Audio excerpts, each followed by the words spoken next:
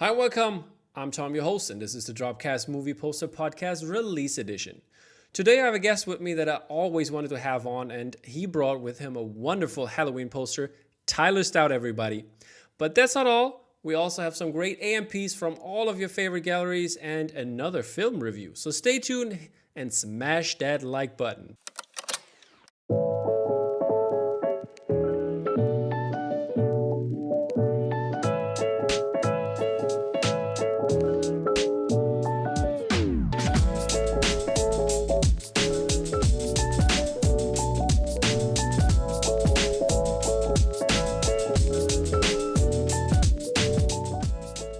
Welcome, Tyler. How are you doing, man? I'm good, Tom. Thank you for having me.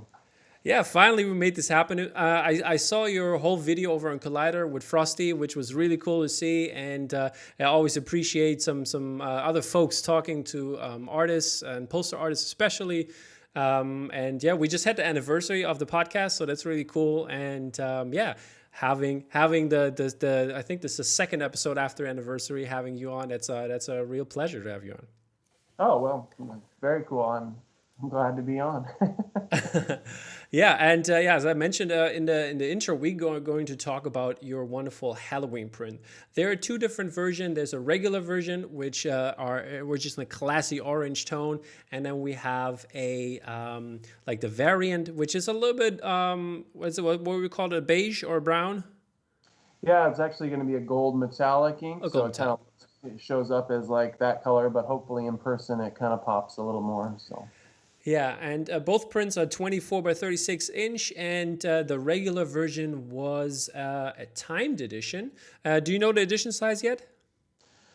I don't know. I know it's last I heard it was around 2,700, so that was a bigger edition than most of my normal stuff. But Yeah, I haven't got 100% the final confirmation, so it's good enough mhm, for me though. I assume it was, definitely. yeah. How was the Terminator edition size? The Terminator one was, I think, 3,600, so that one was a little bit more, and I Uh-huh. think that probably is just because there are, well, maybe Terminator was a better poster, I don't know, but I think also just because there are less Terminator posters out there, and Halloween's been tackled by a lot of artists, so Hmm. maybe there's probably a bunch of factors, but I'm still really happy with it. I think I know Gray Matter's real pleased as well, Yeah, so it is a great poster. I mean, when it was announced, people were like, because I'm all in those Facebook groups, and like people were like, they were all on it. Like oh, everywhere I good. looked, my Facebook timeline was your poster. So Oh, well, that's people good. enjoyed it. By the way, while we're talking about the Terminator here, real quick, I loved your sticker idea. I always tell that to people. It's the best out there. Really, heads off to you. Well, thanks. Yeah, I don't know if anyone I shouldn't say that. I've seen a couple people apply the stickers. They collected all of them and actually put them on the poster, which takes a lot of guts because, you're thinking, am I lowering the value of this or something? But I really appreciate kind of the collaborative nature that Yeah, brought out. maybe So maybe they bought two versions. I mean, with the time one, that's it was possible. So. yeah, yeah. And yeah, and the variant for the Halloween poster was an edition of 450. And I like the idea that Gray Matter spread it out during the day. So it was like, I think, 3 waves of posters that people could buy it and even cancel the bots and stuff like that. So that was really cool of them. And yeah, and I would like to know more about the making of this poster. So let's take a behind the scenes tour with the man himself and let's talk through it. Sounds good. So where do we want to start off? Yeah, I sent you some images, just kind of starting at the beginning, kind of like going through the ideas of kind of the shapes of what you're kind of seeing the poster being, and then moving through kind of the rough drafts and some Hmm. pieces that got dropped that I thought were interesting, but they just didn't make it into the final cut. Is this, by the way, your usual process? You always go through this process with all the posters, or is there something special for it? No, it's the usual one. I rarely have kind of a final image pictured, so a lot of times I just do the collage type look where you just draw a bunch of pieces that from the movie that you're like, these are really encapsulate kind of the feeling of the movie, and then you start moving them around, trying to figure out a layout that kind of works. So it's I mean, occasionally we've done a print that we had the vision from the very beginning. It was always going to look a certain way, but usually I'm as surprised by the final version as most people, I guess. So. Yeah, I love this image you sent me with the basic layout where all like the important things go basically. And how hard is it, by the way, to put all those, because your posters have a lot of characters in them. How hard is it to put them all under there? Like how do you decide which character goes in and which doesn't? Yeah, that's a good question. I think it starts off obviously in this day and age. It's a little bit different than the early Mondo days when we could just do whatever we wanted and make it work that way. Now it kind of comes down to likeness rights. So when they say you have Jamie Lee Curtis and X amount of people, then those are the people that you start off thinking, I'm going to highlight these people. I can't necessarily use everyone. So that's where we started, was just knowing who we could even use on the poster. The same with the Terminator. We didn't actually have Arnold's rights, so you're kind of like having to deal with kind of the hand you're dealt that way. And then kind of having the hierarchy, it usually comes down to looking what I sent you. It usually is kind of either a pyramid or a reverse pyramid or a circle. Those are usually my layouts. They're pretty simple because once you draw the shapes, they're all pretty organic shapes. And so you usually don't even notice that there is actually a pyramid scheme in there. I mean, Yeah. layout, pyramid layout. That's pretty cool. That's what I thought. I was like, oh snap, yeah, and that's so spot on. If you see what you did there with those layouts, and then you look at the finished poster, it's very striking. You can totally see it. I really enjoyed this one. Oh, cool, cool. So you sent me like the number 2 one has already some sketches in there for people that you put into the poster. Is that something? Are those the first like sketches you do in that regard? Yeah, I mean, these were just, again, more placement layouts, where it was just trying to see, I mean, the renderings of these people and kind of the layouts. So it started, I mean, there's probably steps before this, but this was the one that I could find where it kind of showed a different Donald Pleasance that I really thought was cool, but then didn't end up going with him. And so then it was just, the original design was actually more of a circle layout that kind of went out from the middle. And then in the final piece, I kind of abandoned that or just changed it and thought, you know what, these guys don't have to be as grouped together. I'll just space them out. And so then you kind of have to draw a little bit more and fill in the spaces. But this was just kind of a progression of thinking kind of a smaller shape, circular shape, and then it just kind of went out from there. And eventually, I think I got away from it. But yeah. Do you also do pencil drawings for your sketches, or is it only digital? Nowadays, it's more digital. So these would be, I mean, we have scans of like, pretty rough, just blocky pencil stuff. But nowadays, just because of the layouts, just the way it goes, the speed and stuff, I'm pretty comfortable with a lot more digital stuff. So I've kind of moved towards that. So I don't mind. It's kind of a mix. What are you using, by the way? I'll Wacom, however that's pronounced. Yeah. So the big, and then just Photoshop and Illustrator are the 2 programs that I've always stuck with. All right, cool. So going away from this kind of like circle, like expanding a layout, you changed it to, I think it's the number 4 version you sent me with the house on the bottom and Michael in the middle, really big, which ended up kind of almost close to what you've done in the final piece.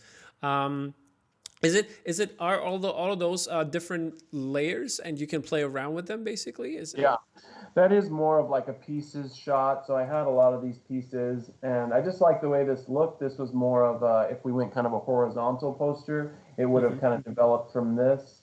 But it was just playing around with different pieces, and some of these pieces got dropped. And I was pretty happy with where it was going, but it ended up not going this direction. But I thought it was fun enough to share. So yeah, I'm sorry. Is this from the hand build collection that Gray Matter's putting in? Is that where this is coming from, or? Some of these pieces are going to be on handles. I think the handles will all be just individual characters, so there won't be any like a collage or different figures. It'll be just single figures on handles. Yeah, that's cool. And yeah, I have to say I really enjoy the Japanese version. Yeah, I don't even know Why if is that's why is that not the variant? I would right. have loved to have that as a variant. That I don't even think that's Japanese at the bottom for Is Halloween. It it was more just like if I did like an American type in that okay? style. So that was like just looking at color ideas, having a color kind of go through the black and white stuff. Yeah. Um, it was just something I was trying, and I thought again, it was an early edition that I thought this is pretty fun. And having the title block or the credit block at the bottom, I mean that's not Halloween type. That's just placeholder stuff. So this is just all placeholder, just kind of like you're kind of working on it and you start, Huh. thinking, okay, it's all black and white, all black and white. How do I get away from that and get more into color? And so just Hmm. this type of experimentation eventually led to the final color stuff. You know what's going to happen now. There's going to be a hashtag make the Japanese Halloween happening, That's right? right. Yeah, I know it. I know it. That's great. Then the final composition. How long did it take you to get there from the beginning to the final comp? That's a good question. I don't. I'd have to look at all the dates of all these different things that I did them, but I would say the whole thing probably probably a couple weeks from the first one to the last one. It was probably a couple weeks, just because every day you're kind of working on trying to draw two or three figures, and so Hmm. those are kind of your focuses. If I can get a couple figures every day drawn, then Hmm. that will probably take a couple weeks to get at least a rough idea of everything together. Yeah. How did you decide on the Easter egg side to put in? I mean, the characters are all kind of clear, but like the car, the phone, and stuff like that. How did you decide on what's going to come in? Yeah, I think after I got all the figures, those are kind of the important ones because the whole poster, for me at least, revolves around the character studies type stuff.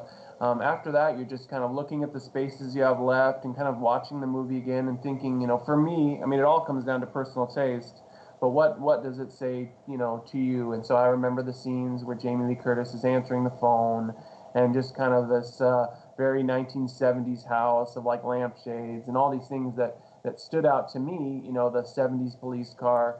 And so by putting those in there, I feel like it kind of captures that era a little more than like just leaving it blank. Then it really is just them. And that I just, to me, it kind of fleshes it out more. It makes it feel like this is a snapshot from that Hmm. movie, and it just feels more legit, I guess.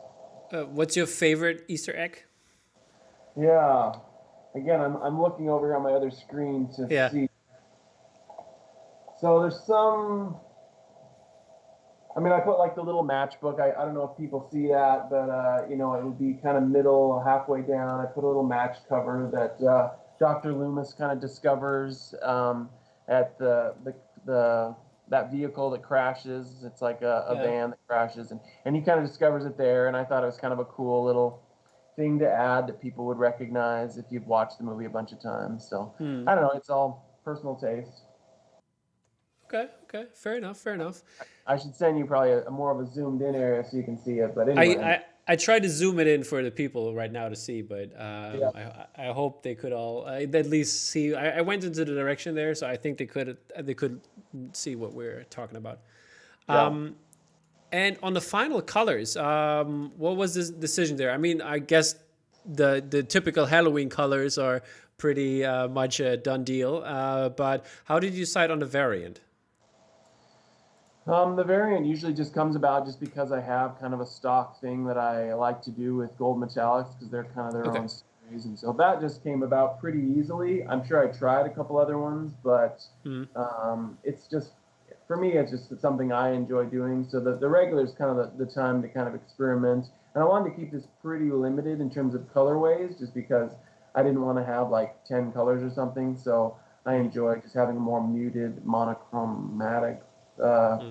Poster colorways. So Is it in terms of, because a lot of artists say that the regular version is the version they want to do, and a lot of times the galleries say, "Hey, let's do a variant." Is that yeah, the same with you, or? it is. Yeah, most of the time. I mean, the variant doesn't necessarily have to exist because it's almost for me. I don't want to say afterthought, but I would say it's definitely comes second. The thing you're focusing on is the regular edition. That's the one that the most are going to be printed of, and so in 100 years, that would be the one that would probably survive, just because there's going to be enough of those. So if Yeah, anyone cares about posters in 100 years, I don't know. So. that's great. How was the contact, by the way, with Gray Matter Art? Have you worked with them before, or? I have, yeah. I did a True Romance poster with them, and they've Oh, that always been, was them. Okay, yeah, I yeah, remember. yeah. So they've always been really cool. I enjoy the fact that they're not super pushy. They're not, they're really easy to work with, and so they're always real Yeah. positive. And not that anyone else is super pushy. I'm not saying that, but I just have had a good relationship with them, and Yeah. It's you talked with Mike, right? Or that's what's right. Yeah, yeah. Mike yeah, Gregory. Mike's a good guy. We talked also, and he also wanted to come on a podcast, but we also didn't make that happen yet. I mean, he's a busy man, but Yeah, it's hopefully in the future. yeah, yeah, yeah. um, Last question for all the people, probably very interesting as well. Are there going to be APs in the future, and when about? Yeah, I'm not sure there will be, just because this was, I don't want to make people regret like purchasing stuff from Gray Matter. That was kind of, Hmm. it was me and him, we were both doing that together. And so by coming out with APs, you're kind of like saying, after everyone's already bought it, then you're saying, oh, there's even something even more rare. So I don't want to say there won't be, just because it's going to be a big run. I'm going to Okay. get some test copies, and so all the copies that I get will inevitably be called APs, because they'll be the artist copies. But I'm not going to Hmm. have those for sale for years, just because it's not something I want to, I just enter into the marketplace kind of a thing. So Yeah, that's very nice of you. yeah. Good to know on that. So we're done with the poster talk, or only if you want to say some more. I'm glad to talk about it. No. Then we come to the last part, the short movie review. So what do you like about Halloween? What don't you like about Halloween? And how would you rate the movie on a scale from 0 to 10?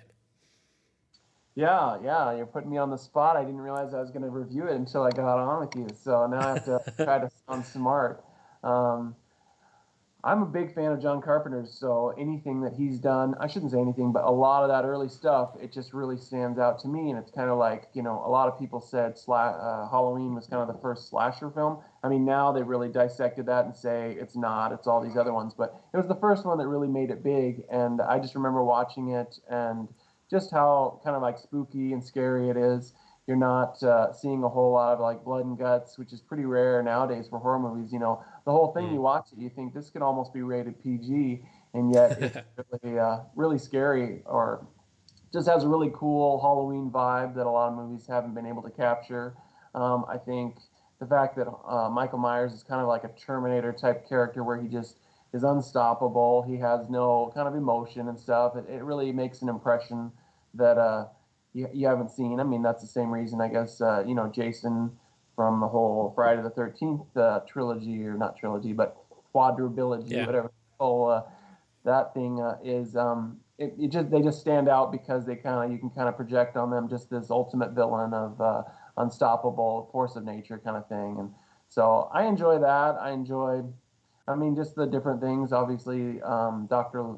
Loomis, just how determined he is to kind of hunt Michael down, and Mm. just the big how he says he's like, the ultimate evil and stuff like that. It really makes an impression on a young kid, where you think this guy, they really talk him up in the movie, and as the audience, you really buy into that and say, this is legit. And you Yeah. see movies like The Thing or something, and you can tell they've just really been copied so many times since. And that would be another one with Halloween. They've really tried to copy that and say, this is the movie we're kind of going off of. And so. That's great. Are you looking forward to the Halloween Kills? And did you like the last one, the newer version?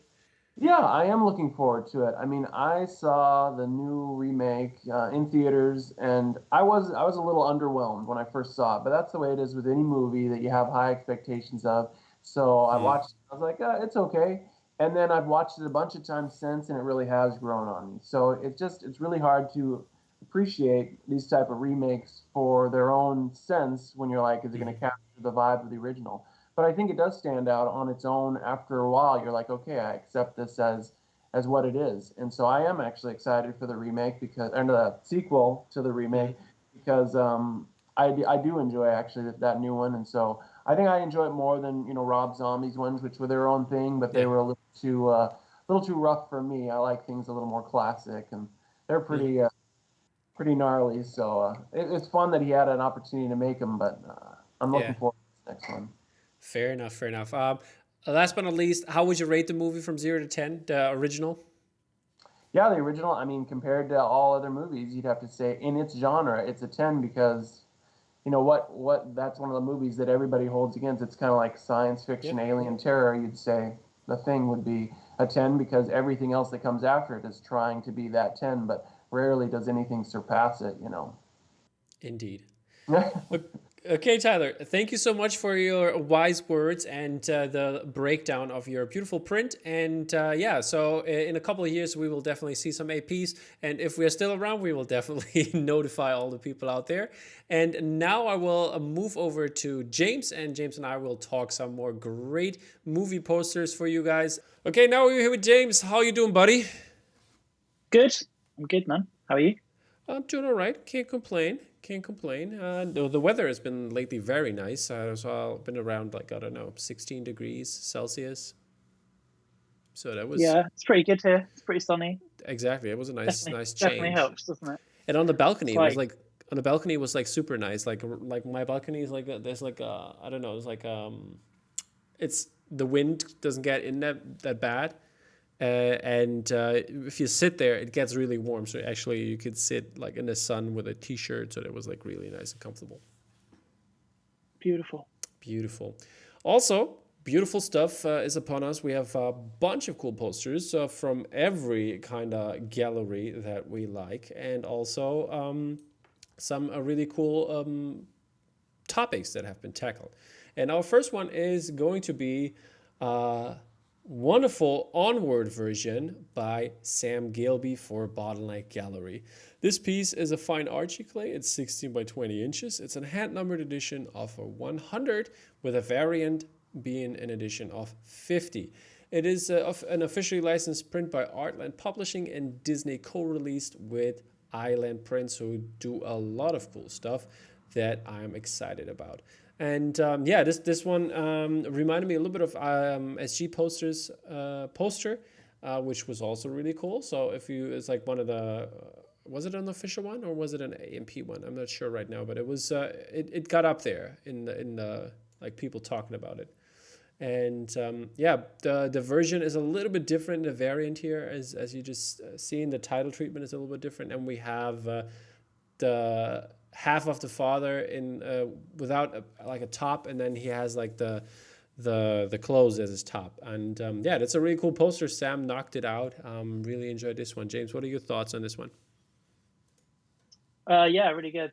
I really enjoyed Onward as well as a film. Yeah, me too. Wasn't the strongest though it's from good. that year. No, probably not. It was a difficult time. I think it kind of came out in the UK a little bit after the US. But Yeah. I really like the idea of the dad here like disappearing as the variant. It's good rather than just like shifting up the colors. It's something quite neat. Yep, indeed. And yeah, But yeah, more Sam Gilby released with Bottleneck Gallery as well. Continuation of his Batman series. yeah. The animated series. So we have Batman and Mr. Freeze represented in two very separate colorways. Hand-numbered edition of 100 on the regular, 16 by 24. And then the variant, kind of almost obviously, and it had to be, it was with the colder feel in an edition of 50. It's an icy fire in this one. I really enjoyed this. The idea of I think I like the variant better than with the fire and ice mixed. It's more Game of Thrones for me, but enjoying this version, the Sub-Zero version, way better. And yeah, really cool print. And I think a must-have for Brad. I forgot. Sorry, Brad, I forgot your last name, but I know you're a big Batman fan. I think it's Ballantyne, Brad Ballantyne, but I'm not sure. I hope I didn't butcher it, buddy. But yeah, this is not all the Batman stuff we're talking about, because Bottleneck also released some really crazy stuff, I'd say, which was like, oh, that's interesting. Something new. It reminded me of Calvin Latourie style a little bit. And yeah, this is The Dark Knight in the Dark Ages by Giorgio Comolo.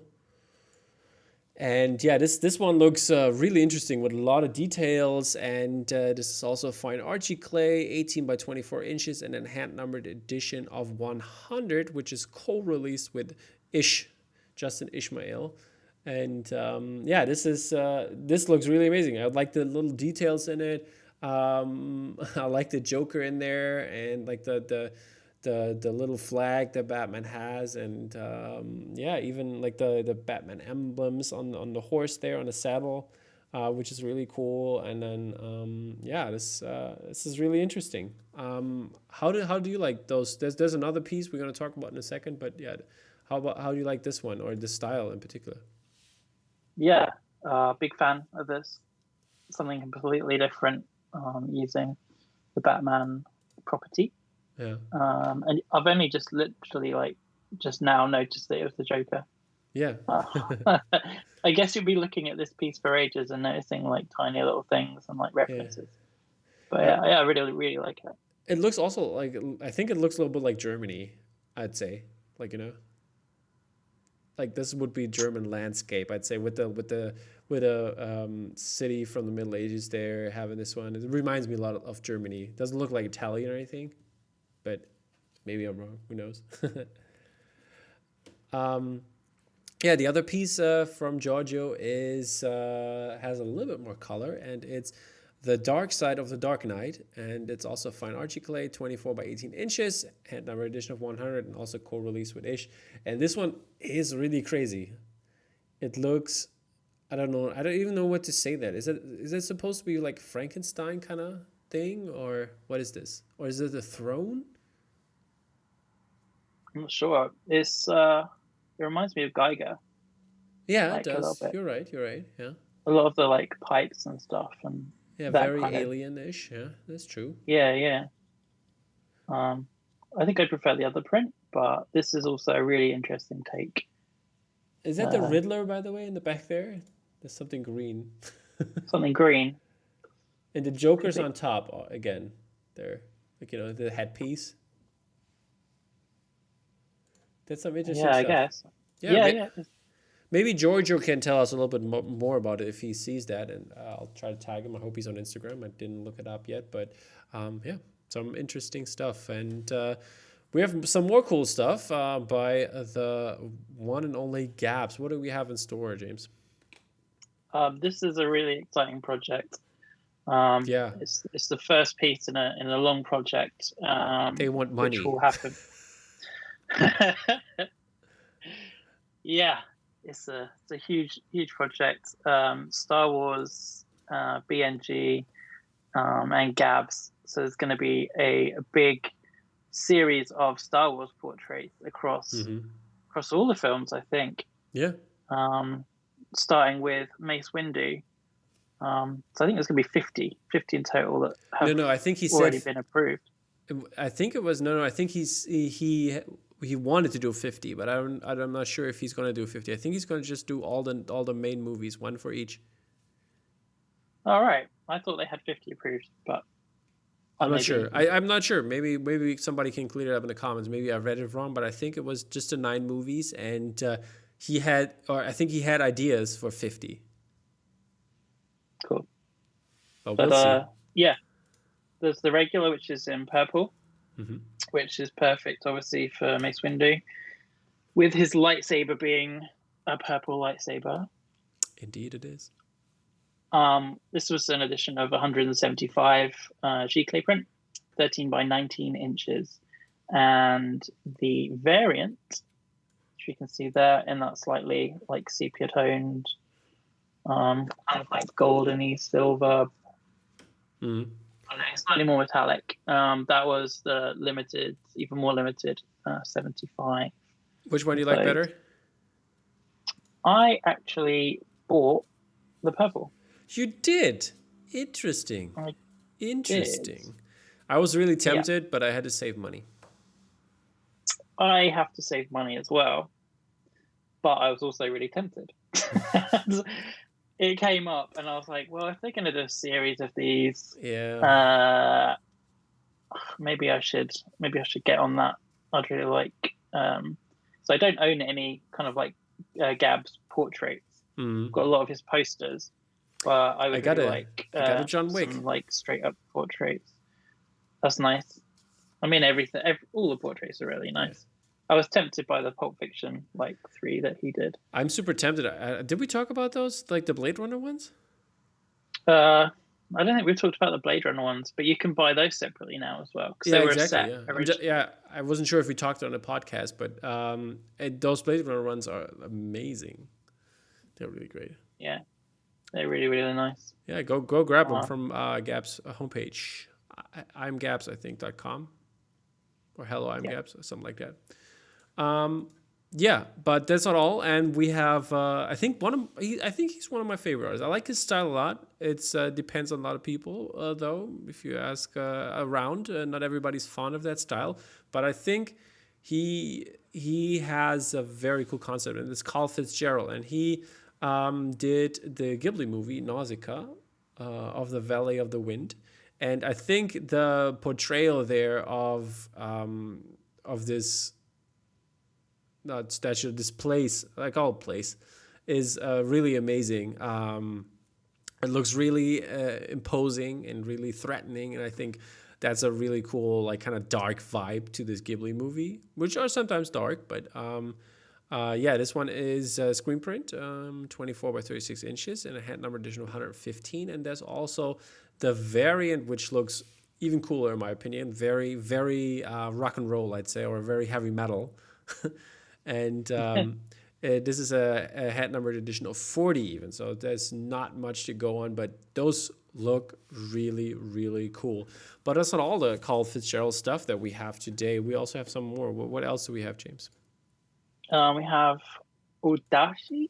Odachi, I think, yeah, odachi. It's Japanese.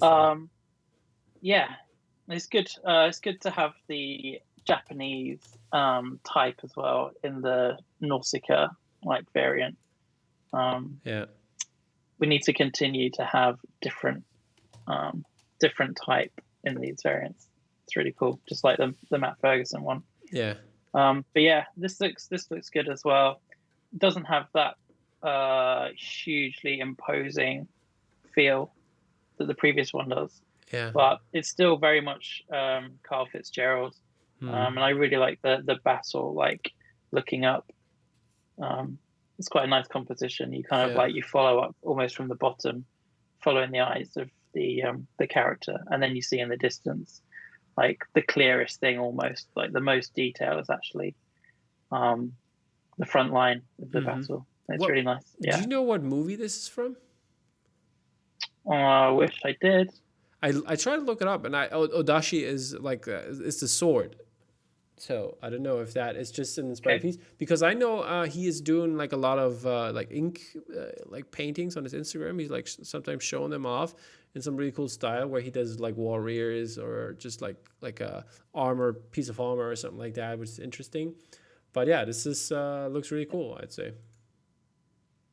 Definitely agree. Pretty nice. Alrighty. Then we have also a friend of the show here, which has to come, he has to come on at some point, which is Marco Manaf, and he did this Crimson Threnody, I hope I pronounced that right, and print, and this was a hand number edition of 30, and it looks really, really cool. It's a G-Clay print, 18 by 24. That definitely looks very heavy metal, I'd say. And there's also an NFT version for this via the Foundation app, which is animated then with the lights there in the background. Looks really cool. It reminded me of Valheim, the first boss of Valheim, which is also this kind of big like deer kind of thing. So yeah, crazy stuff, I'd say. Really cool. Yeah, it's nice. It's interesting that it's like a cross release as well. Yeah. So there's a G-Clay and moving NFT. Yeah, I thought Bottleneck also wants you to get into the NFT scene. I thought this would have been like the first of many, but maybe they're working together with Foundation. I don't know. Yeah, it'd be interesting to see how Bottleneck do cross into that. They've certainly been posting artists who are in the NFT scene, and yeah, like you say, they've teased it for quite a while now. So yeah, we'll see how that goes. But another interesting release from BMG, and this one was arguably the big drop, I would say, the big drop from the past 2 weeks. There's another one we talked about with gray matter, obviously with Stout, but yeah, this one is like on par with this one. It's on par, and it's Jurassic Park.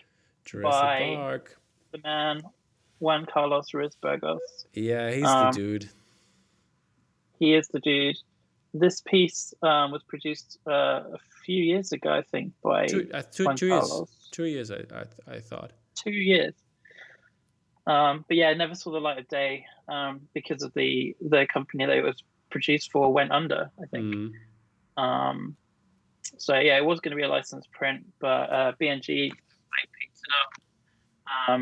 Obviously, Vice Press have the license which they share with BNG, and this is the result. We get to see this, and for me, I own quite a lot of Jurassic Park prints.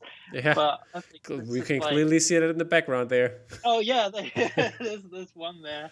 There's another bunch in the portfolio. So yeah, another one which I added to the collection. This one that we see here is the regular. Yeah.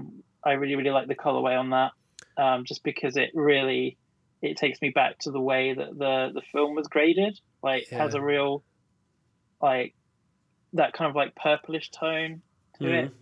I have to say, for me, I really captured it well. I really enjoy also the details in it, and that has been put in, and also this is one of the movies that or one of the things that he shares a lot with his son. So that was very emotional to release that for him as well. So yeah, I love that he's doing all those little things that he puts in his prints, putting the name into the Lord of the Rings piece. I think he said it's in the column of the Mines of Moria part of it with the Balrog there. So I think you can see it somewhere if you look very close. I don't know if people have it in hand, the print. Check that out. Also, in the heartbeat, wasn't it? Yeah, in A Quiet Place, the heartbeat of his son, from an ultrasound, I think. So that was really cool to put that in. Yeah, and yeah, Jurassic Park means a lot to him. His son was named Ian, even. There you go. So there you go. But yeah, this was 36 by 24, 14 color on the regular. It was a hand number edition of 235, and then we have the variant. So the colors are a little bit dulled on there, but the banner really pops. That was an edition of 125. Yeah. And then a very special 2mm aluminium print, which I think is digitally printed on top of the aluminium. I wonder in an edition of 135. Yeah, I wonder how because this is a new thing they're doing. They did that with the Juan Ramos piece for the Snyder Cut, and did this with this one, which looks amazing. Some of the prints, pictures of the prints of that were released, and that looks really great. So yeah, I wonder how much they're going to do with this one, but yeah, that's the future. I think they've had. I think Joe might have said that they've got 3 lined up, so we've seen 2, and there's one more. Okay. And I mean, people are picking them up, so they're sold out. So I guess they're gonna do more. Yeah, it's something different, isn't it? It's really interesting. I don't know. I'm kind of having regrets now, not maybe picking up the metal one. I thought shipping was going to be crazy expensive. Yeah, that's one of the things. Then people started to say it was expensive, but it wasn't crazy expensive. And I was like, oh, maybe I should have gone for that. But Yeah, I know. I think I love the colors. I love the colors in the regular. So is it frameable fine. though? I mean, it's just 2 millimeters, right? It should be frameable, right? In a regular frame. yeah, I'm not sure. I'm not sure. Do you have? I mean, if it's printed on top, that would be a question. I mean, like people are like, oh, it's fading. The colors. It needs to be like protective glass. Do I need the glass on this one? I'm sure that the inks will be archival ink, like pigment based UV protected inks. But yeah, I don't know. I don't know the reaction because you'll use like acid free paper so that it doesn't erode over time and like react with the inks. I'm not sure about that. I just wonder, if you could, it's an interesting point. if you could like let it, like leave it out without the acrylic or glass or whatever, no reflections, obviously, and you could like see the thing properly. Yeah, I mean, if I was going to display it, I probably wouldn't put it behind glass anyway. Yeah. Just drill it to the wall. I'd leave it out. Just through the metal. It's gonna hold up. through the mouth of the T-Rex. That's how you frame. That's how you frame stuff exactly. Yeah, exactly. But yeah, there's loads of little Easter eggs in this as well. Like if you can find a decent picture and hunt for the Easter eggs, the literal egg as well. Yeah. Yeah, I could talk about this all day, so maybe you should move on. Yeah, we're moving on a little bit. This is it for Bottleneck Gallery, and as I mentioned, I mean, we had the headliner with Stout in it, and we talked about his wonderful Halloween print. That's for Gray Matter Art again, and so we're gonna skip this one here, and going straight to Mondo. And Mondo brought us 2 prints this week, and one of them is a handmaiden poster by Jaw Cooper, Jaw Cooper. This is a screen printed poster and variant by DL Screen Printing. It's 18 by 24 and an edition of 200 and 100 equally. Looking really cool, I have to say. Shipped worldwide. I love the I don't know, was it a perfume or like this little like this vase kind of thing there in the middle, and half the background of part of the movie, which is interesting. And that's some really cool and interesting stuff they did here. And I like that they are branching out to smaller movies, not doing those big releases, also having artists on that are not that big. And I don't know if Mondo wants to try something here and having smaller people on and giving them the chance, as they are, I would say, the biggest gallery, like known wise, and excited for this one. Yeah, it looks really good. Yeah, I think I agree with all that sentiment. I really like this piece. When I saw it come through in the email, I was like, oh, this is something different from Mondo, definitely. And I'm all for it. I think it looks really nice. Yeah. I haven't seen the Handmaiden, so I don't know like conceptually what all the parts sort of mean, but it does make me like interested. It's a good movie. Simply from the art style. Watch it. It's a good movie. Will do. That's not the only one we have, as I mentioned. What's the other one, James? We also have. Let me just click it. In the Earth, Jay Shaw, the screen printed poster from Mondo by DL Screen Printing, 18 by 24, in an edition of 150. Kind of more what you'd expect to see from Mondo, I suppose, but still slightly different. I think it's still different. Yeah, I think this kind of style, they put a lot on their vinyl artwork, I'd say. Okay, yeah. Like highly textured style. It kind of like fits into a few of the vinyl artworks that I've seen. So it's good to see it like extended to posters now. I don't know the movie at all, so I don't know what this is about, and I just like when I see the ball on the finger there, it always like the top part, basically the top globe here, just reminds me of the TV tower in Berlin. So it's like, I don't know. Yeah. Yeah, I can see that for sure. So that's kind of interesting. Yeah, it's very nice. Very, very graphic, but also has that handmade aesthetic. Yeah. Interesting. Like, Again, like I'd love to know the property. I should like if you knew the property, it would probably have take on like a lot more in terms of meaning. yeah. Also, maybe Jay can maybe but- say something in the comments if I tag him, and if he sees it, maybe Jay, you can say something in the comments about like the process, because it looks very interesting. But the bottom part, I think that's should represent the Earth, I guess, and the space on top is like clouds, and like the moon, sky, whatever. I don't know. And something in between. But yeah, maybe we'll know at some point.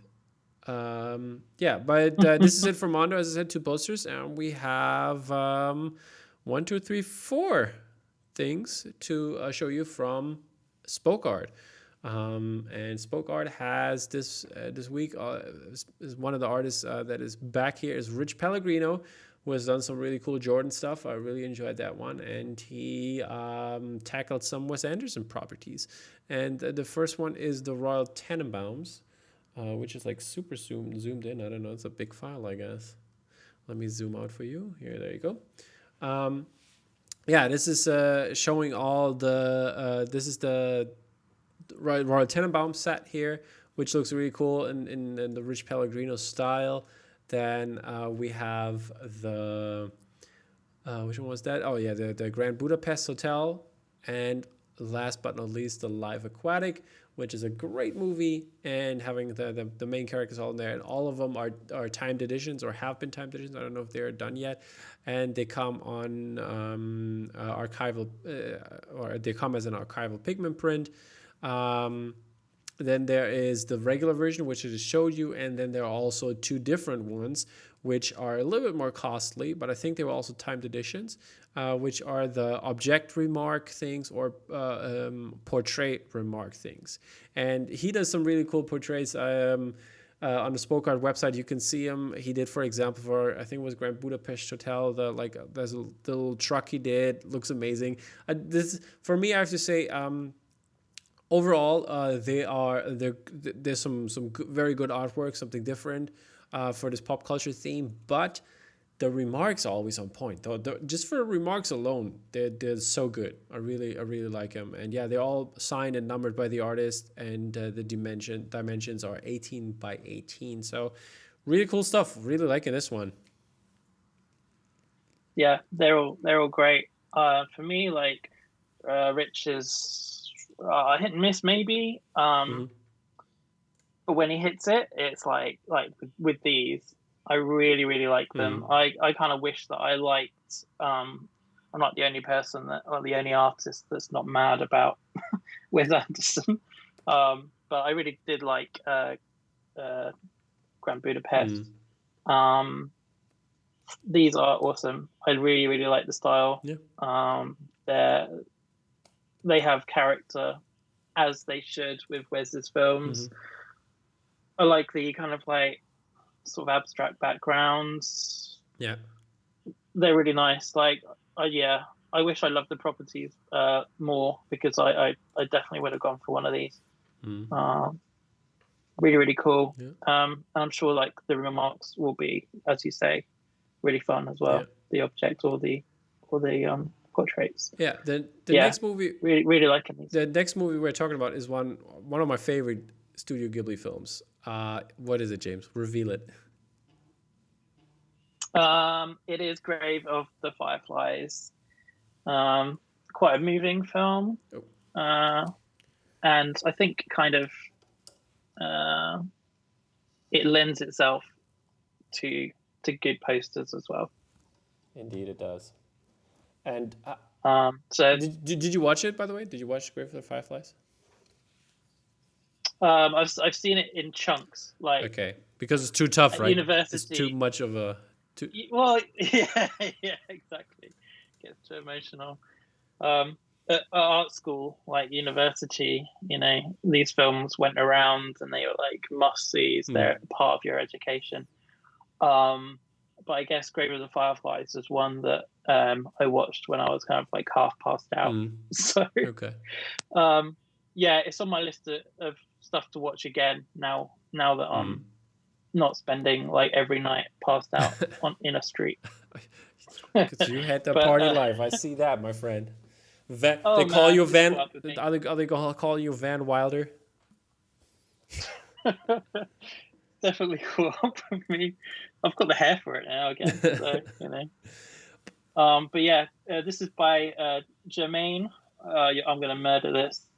Do you know how to pronounce this, Barthélemy? Tom? Barthélemy? I don't know. Barthélemy? But yeah, screen print, 10 colors, and you know, perfectly. It includes glow in the dark ink Yeah, in all the areas that you would expect. obviously. Yeah, an edition of 100, Yeah. 24 by 36.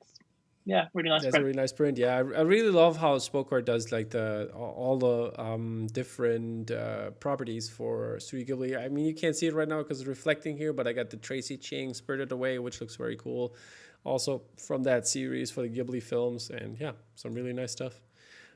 But that's not all by Ghibli. We also have Princess Mononoke by Van Orton Design, Italian design duo, I think it is. I think it's even brothers, but I'm not sure. And yeah, you can see the typical style with this one. They love to use the colors. Reminds me a little bit in like in certain terms of Muragaya's artwork when it comes to the color palette. And yeah, but this one looks really cool. Has all the main characters in there.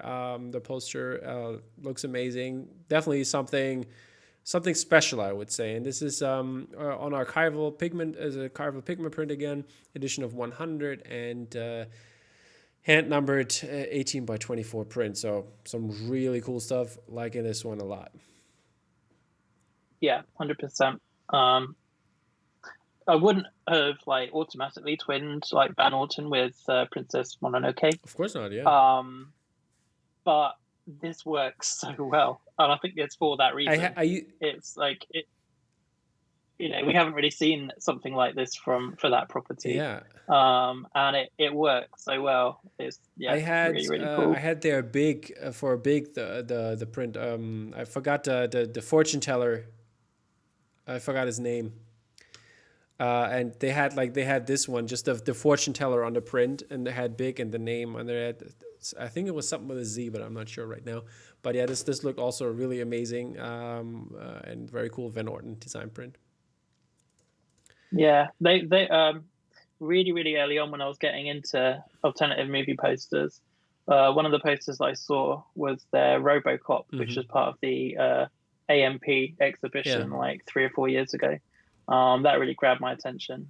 But yeah, they have some really amazing prints available like through their own store as well.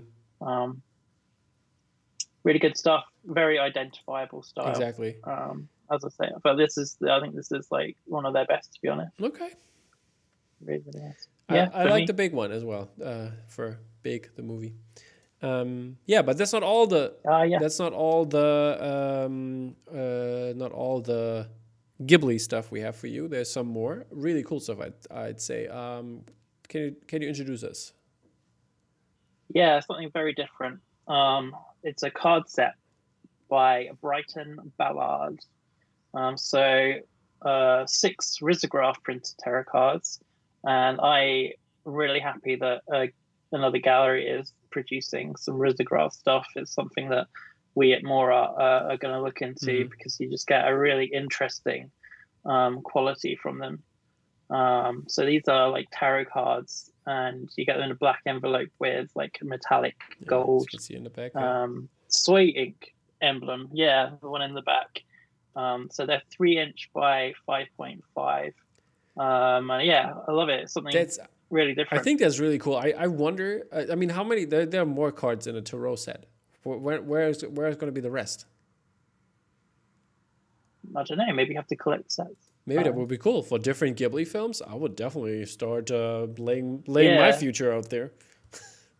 Yeah, Spoke are really good for this kind of stuff because they did the Star Wars, didn't they, with Budish, Joshua Budish. Oh, May the Force is going to be around. There's going to be series 2. Ugh. That guy always wants me to spend money. Joshua, I really enjoy you, and there's going to be some Joshua art later on. So, but why? Yes, stuff like that's cool. Like it is. It shouldn't just be about putting out 24 by Indeed, 36, yeah, totally, like totally my point. 4 times a week. Because it gets expensive for one thing, and it can get a little bit repetitive. It does. So stuff like this, I am totally down for. Yeah, it's good to see. It's inspiring as well for us as speaking as a gallery. Indeed, for sure. Good stuff. Yeah, so this is it for Spoke Art, and we're moving over to 1988, which has some really cool stuff by George Townley. I tried to talk to George, but we didn't make it happen to do like a live gallery opening, because this is an exhibition, and to have to look at his art, like, and have the artist there is an interesting concept, especially if you could do it digitally. Sadly, it didn't happen, but maybe for his next exhibition. But yeah, this one is really cool. It features some more of his buildings in LA, in the LA area. This is called Sunkissed, and there's some really cool ones, and I really enjoy how he captures this kind of certain style. I mean, he has been part of the Frank Lloyd Wright series for Spoke Art, where he's doing architecture, and there's some really, really, really amazing prints. Which one is your favorite of the bunch? I was trying to figure this out actually the other night when I was like browsing through. I think mine is. They're all just the high quality. Yeah, I think mine is the House on Caliente. Okay, I'm just gonna grab that. Yeah, that's nice. The shapes of the trees are all... Yeah, I love the trees. I think that's what makes me like want to buy. Like have this kind of, the palm setting. This feeling, this certain feeling that comes with it. Yeah, the in and out is pretty cool. Yeah. But that the one without the plane for some reason. Yeah. I don't know why. The Westwood, the in and out Westwood. Yeah, the Westwood one. That's right. Yeah, that's also nice. I kind of like the colors of that one a little bit more, like the orange. It's also like the building structure is cooler, I'd say. Yeah. I think so. But yeah, good stuff by George Townley, and there's some more gallery stuff by Austin Gilmore, who did this series called Staring Contest, right? It's Staring Contest, right? I hope I pronounced it right. Should be Staring Contest, which has all miniature characters, which reminded me a little bit of 100% Soft, and has different properties on there, like Ghostbusters, Star Wars, Saturday Night Live. We have what else is here? Which one is that one? Are you finding what you're looking for? I don't know what that one is. And you shot me in a dream. You better wake up and blah, blah, blah. I don't know. Is that Django? I think it's Quentin Tarantino stuff. Then we have some other hero stuff, which I can't tell really. But then there's Goonies. This one is called Goodnight Bloodsuckers. Then we have Chaos Magic, which is like the WandaVision stuff. Watchmen, and like single ones, like for example, like I think it's Michael Jordan. Is it supposed to be Michael Jordan? And yeah, some other really cool things like little plushie things. I think it says taglines, I guess. Has a puzzle in there. Then there's also Knife Out game, like a Guess Who Knife Out game, Knives Out game, and I think this is all really cool, like having all those little characters in different sizes, and yeah, that's a fun approach. Plenty of fun. You have a favorite? Mine's obviously Star Wars, but but there's a lot of them. They're really cool. Yeah, Star Wars is great. I kind of like the idea of the talking plushies as well. It suits the style, Of course. I got you. Yeah. I got you. But yeah, cool stuff. So head over there to 1988. There's a bunch of stuff still left from those gallery shows. And yeah, I think that's something you can actually have, and which will look really cool on the wall. All right, guys. This is it for 1988. Then we're done with the gallery work, and we're moving over to the digital stuff, illustration part of things, and other cool things we picked up during the week. and where also our little review for a very cool movie is going to come in. And first off, we're going to talk about David Seidman's piece, and this one is for The Prestige. And David Seidman had on his page, I don't know if it's still up there, but when I looked at it, it was originally produced for a private commission group with a limited run of 35. And there were some APs available, 14 in total. And they are hand-sided numbered, 24 by 36 inch screen print, 9 colors, and obviously color separation done by San Jose. So obviously the separation, they call them Juan the Separation, San Jose. And printed by DL, a really cool looking piece. I like the idea behind it. Love all the little details in there. Really cool print. Likeness looks amazing, I'd say, and really enjoyed that one. It's nice. I really like the my favorite part of it is probably the typography in the little circle. It's really nice. Liking it. Some really cool stuff. Liking it a lot. Yeah, David Seidman, check him out. Hope there's coming more in the future, not only private commissions. Next up is the man we talked about earlier, Joshua Budek, and he did this wonderful League of Their Own print, which is called The Heart is What Makes It Great. This is a limited edition. I think he released it himself. It's signed and numbered, 24 by 36 inches, 8 color print, including metallic gold, and it's printed on pink laminate stock, which, I mean, I really enjoyed this one. It looks amazing already. And then people have it in hand in the States. I saw a couple pictures in the groups. And the digital file doesn't do it justice. It looks even better in person. And I think I'm not a big League of Their Own. I watched it, fan, but I watched it and I enjoyed it. But just for the print, I would get it for the print because the print looks amazing. Simply amazing. I really love this one. Your thoughts? It's nice. Yeah, it's nice. There's a lot of elements actually in there. You've got the stuff in the background, typography in the frame, typography just within the frame. It's playing on the idea of like a program, isn't it? So graphically, it's very good. The likenesses are really good for the style. The fact that it's minimal screens going to be used on that. Yeah, really nice. I'm sure the metallics really make it really bring it out as well. Yeah, I think so too.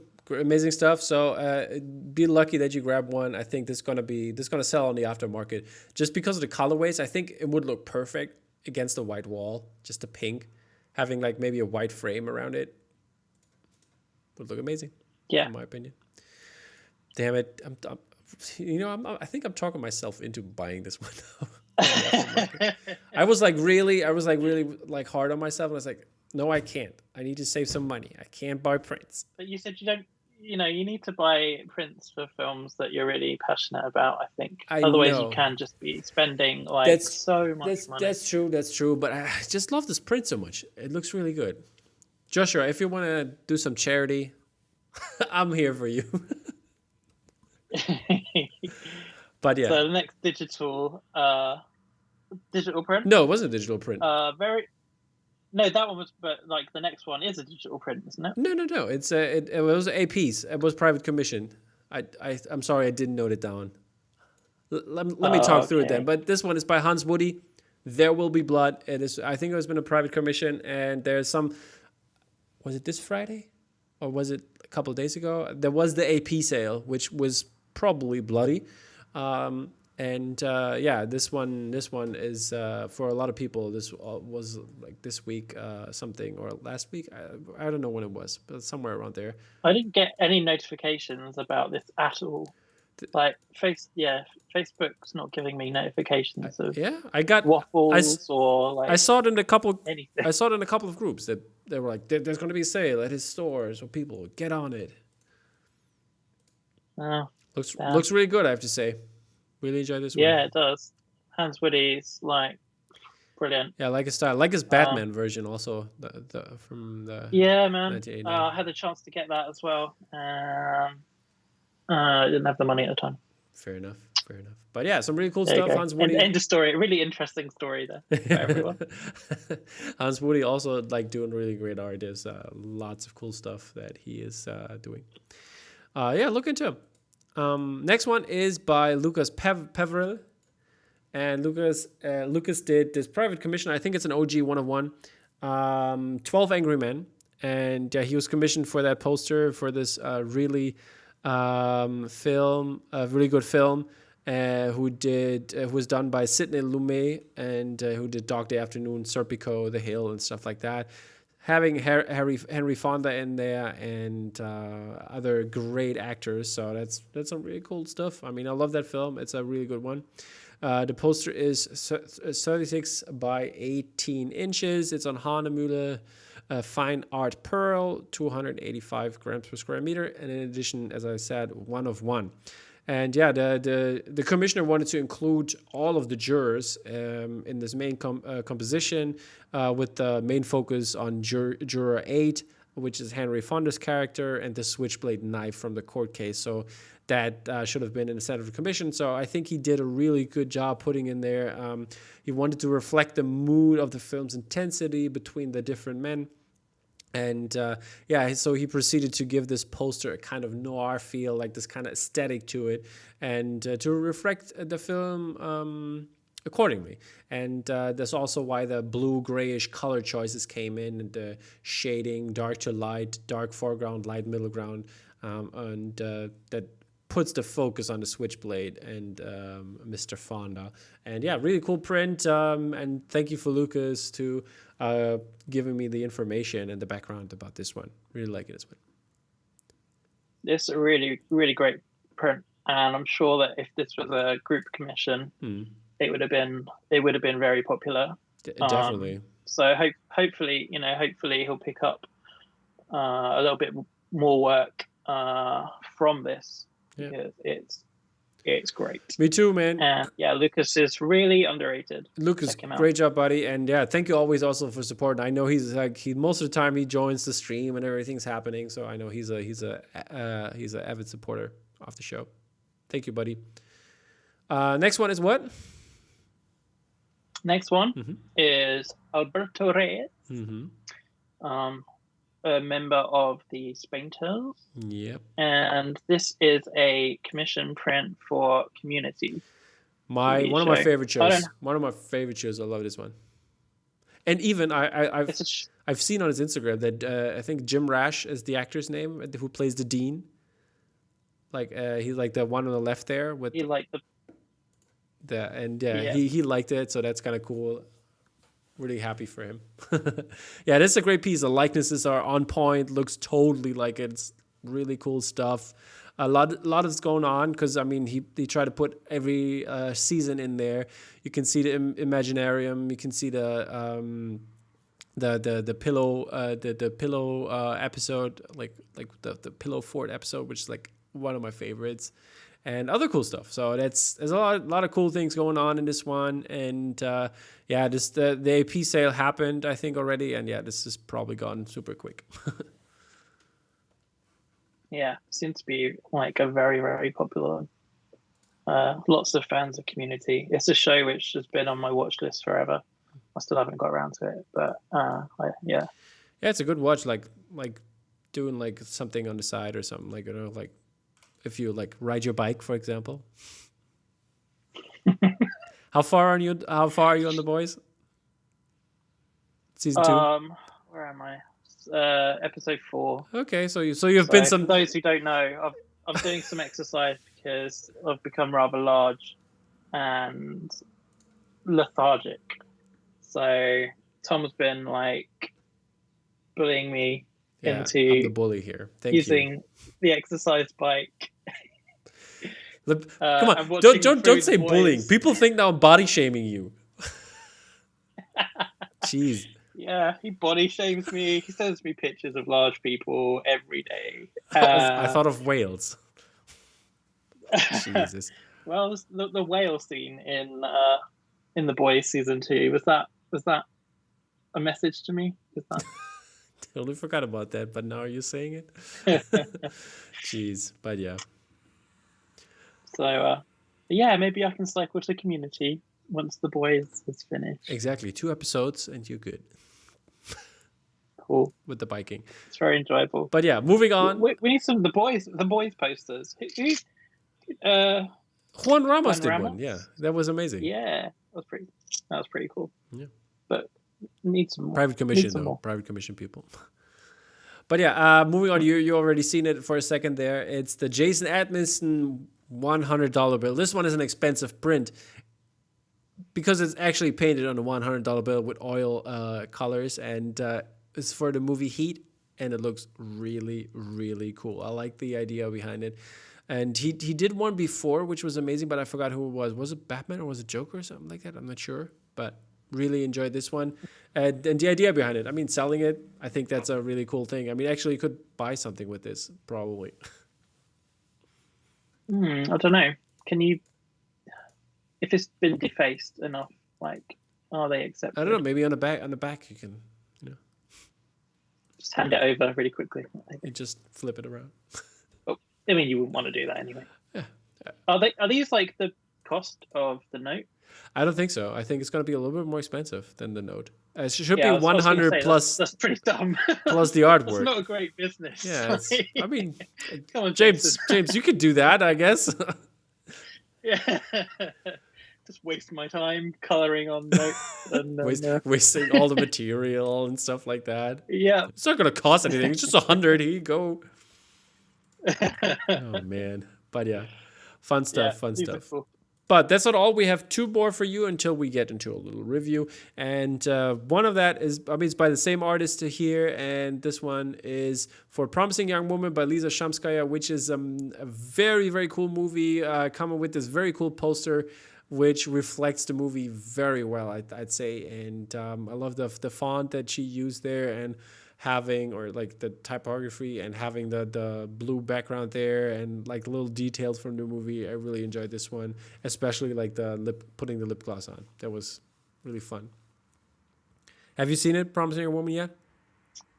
I saw the first 15 minutes. Okay. Also, and I was like, this looks really good. I need to be in a mood where I'm actually sitting down watching this properly.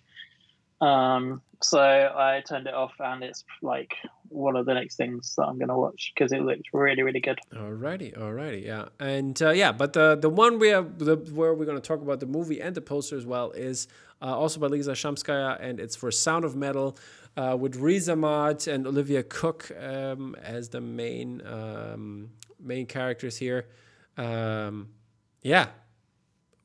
Really cool poster, really cool idea, because the Sound of Metal, who, like, if you have not seen it yet, go watch it. It's on Amazon, on Amazon Prime, for free, obviously, and the rest, then I guess you have to rent it. And it's been online since early December, I think it was. And yeah, it's definitely, I think it was top 3 movie of the year for me of 2020. This piece, this movie, and and it's about a drummer, like a metal drummer, played by Riz Ahmed, who starts to become deaf and cannot hear properly anymore, and which is obviously for a musician a total nightmare, but also for a person that loses a sense, like by having the sense for quite a long time, is really hard. And I think he portrays this character so well, and his acting skills are so on point in this one. I really enjoyed it. And also, congratulating him for becoming the first Muslim actor to get an Oscar nominee, which is for like a main role. And that's some really cool stuff. I could feel with him, because when I was younger, I have eye herpes, which sounds weird, but it's a thing. And then you get like little scars on your eye and on your cornea. And it would lead to this, like, if you don't do anything about it, it would lead to the point that you're going blind. and like your vision gets blurrier and blurrier, and it's like crazy. And like I had two doctors. The first doctor was like he didn't catch it, and it's gotten worse. And then I went to a different one, and she caught it, and I'm lucky that she caught it. And yeah, it's some crazy stuff, like losing like sense. In this case, it's hearing. For me, it was like seeing bad, which was something totally crazy. And so I could like definitely feel with Riz Ahmed's character here and the way he played it. Your thoughts, James? Well, my thoughts. Firstly, I love this poster. One of my favorite posters I've seen this year, actually. Okay, cool. Just so simplistic in all the best ways. Remind me of Whiplash, the Wolfgang LeBlanc we showed the other week. Yeah, I guess so. In using the symbol. But yeah, it's just a really simple, really clever way of using the symbol. The film, I'm a drummer myself. Mm-hmm. And I was expecting a little bit more drumming. I mean, he can't hear.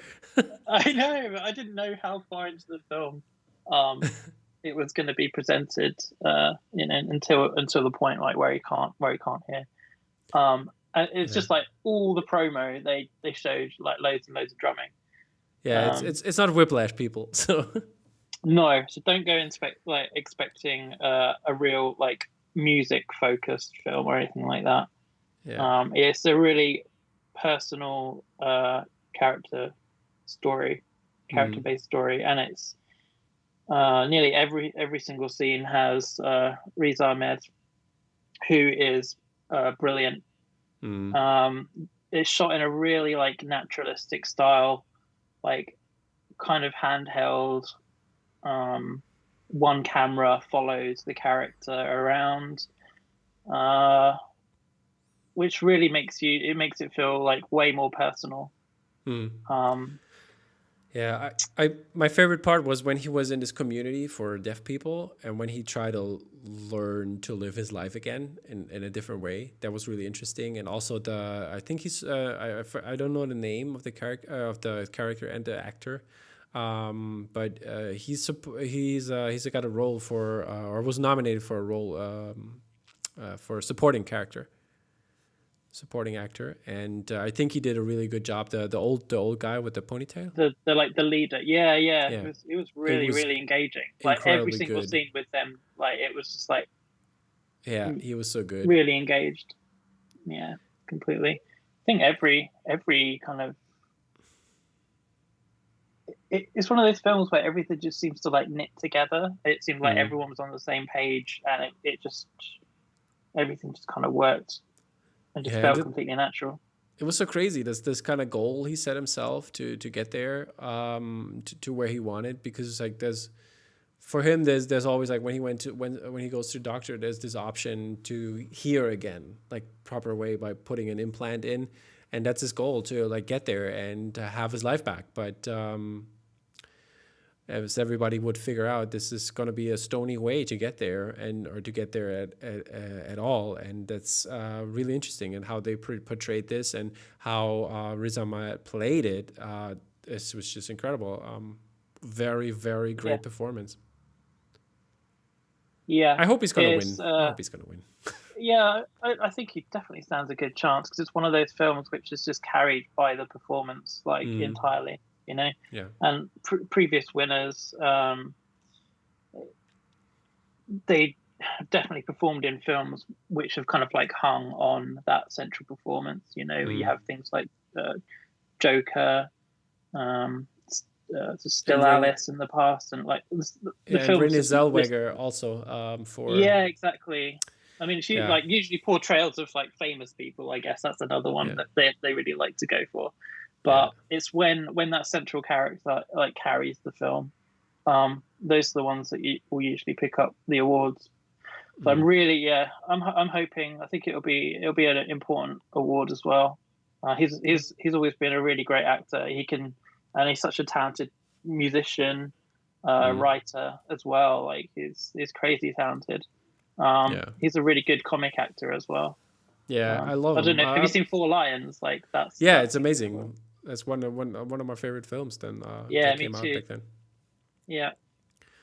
So definitely recommended.